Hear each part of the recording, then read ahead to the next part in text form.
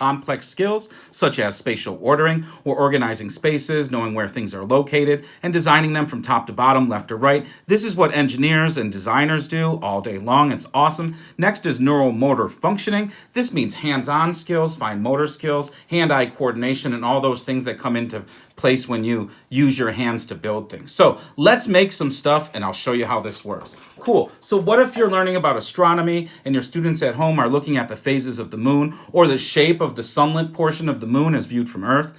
This is a 1-month cycle and the moon goes through 8 phases such as new moon, waxing crescent, and so on. So we made a phases of the moon chart with some simple materials such as poster board, tin foil, a glue stick, some markers, a scissor, and a ruler. So what we've done is we've drawn a template for a month. This is June, so we numbered the days, and we drew a dark black circle on each day. So we're going to go out every night in the month of June. We're going to look at the moon, and then my daughter is going to use the circles I provided for her to cut the shape of the moon and glue it down, and by the end of the month, we'll have a full moon chart. Awesome. So let's flip the script a little bit and let's talk about buoyancy, or an object's ability to float. This is a really cool project to learn by making at home. What I've done is taken a meatloaf tin and I filled it with construction paper. I had some old corks laying around that I used for seats. I took a piece of an egg carton and glued a cork on for a steering wheel, and then I took an old flag stick and put a piece of paper on it,